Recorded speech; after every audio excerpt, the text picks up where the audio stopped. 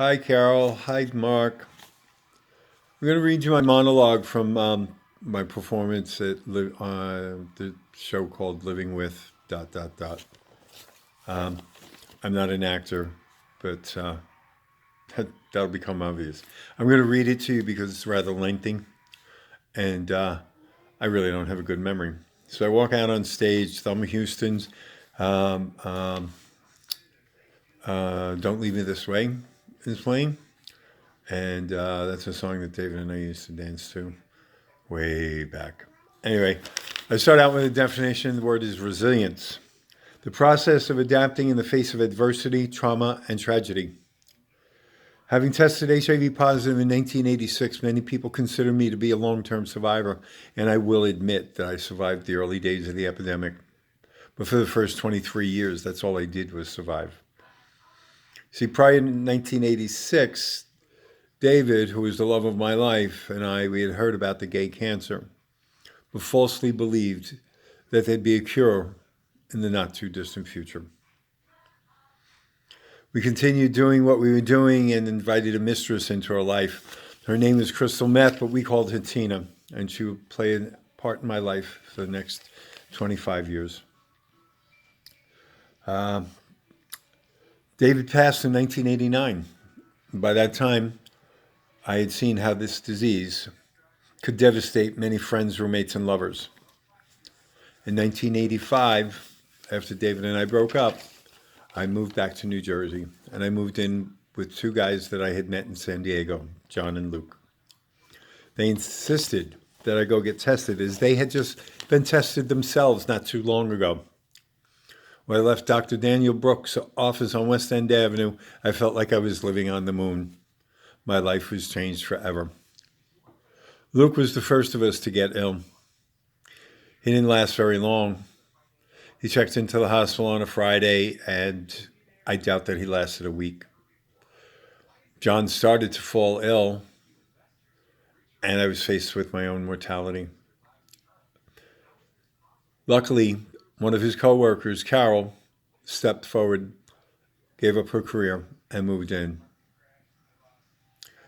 John and Carol shared a love in a unique time and place. It was too much for me to handle, so I packed up my bags and I left. Carol would do for John what I was totally incapable of.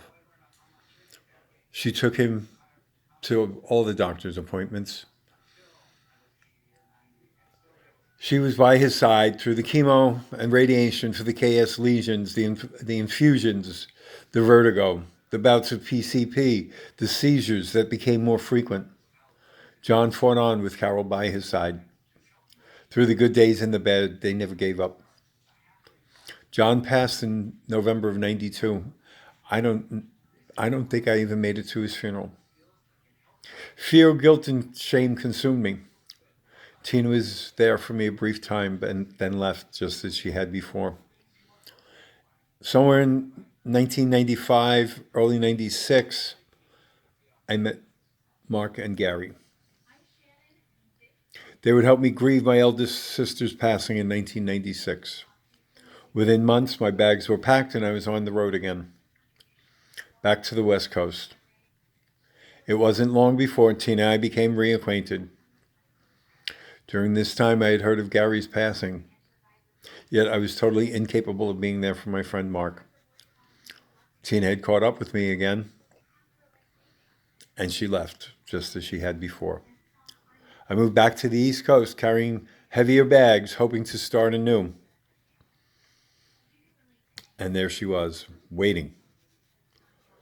So in 2008, I was diagnosed with stage 2 anal cancer. I realized I was in for one hell of a fight.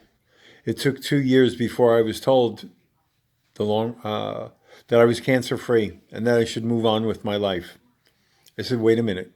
You never told me about the long-term side effects of the chemo radiation to treat the cancer, that I would lose my identity as a sexually vibrant gay man. There was Tina, waiting to help me escape from my reality. But things weren't the same. We had drifted too far apart. Mark, who had never given up on me, suggested I needed to mourn the person I was. I remember that. It was a very profound moment in my life. I didn't know how to do that.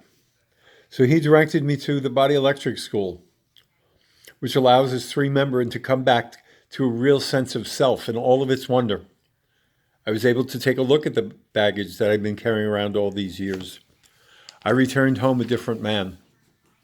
The baggage wasn't gone, but it was much lighter. Shortly thereafter, I saw a movie called United in Anger, The History of ACT UP, the AIDS Coalition to Unleash Power. I was so inspired. I started attending their meetings and I wound up becoming an activist. I had finally found the courage and the voice that my mistress Tina had tried to keep quiet all those years. Initially, I acted up for all the Johns, the Lukes, the Garys, the Jeffreys, the Mikes, the Michaels, all those that we had lost, and so many others. But now, with the love and support of many, both near and far, I'm able to stand in my truth. My name is Ed, and I'm a person living with AIDS.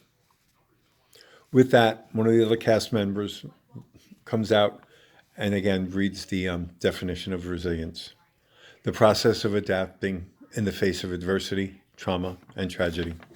And that's my monologue. And the reason I am lumping the two of you together in this video is I'm making this specifically for you two. You played such an integral part. Carol, you never gave up. It was such a joy to see you when I was out in LA 2 years ago. And Mark, well, Mark, I'm so glad that I was hanging out with Mark McDonald one day and saw your name on Facebook. I reached out to you and said, "Are you the guy that used to live in Princeton Junction?" I love you both very much. I'm going through a very, very rough time right now. I'm recording this sitting in my wheelchair in my living room.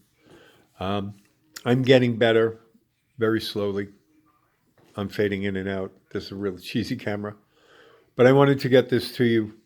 I also wanted to wish you a Merry Christmas, Mark, Carl, Axel, Luca, and Carol.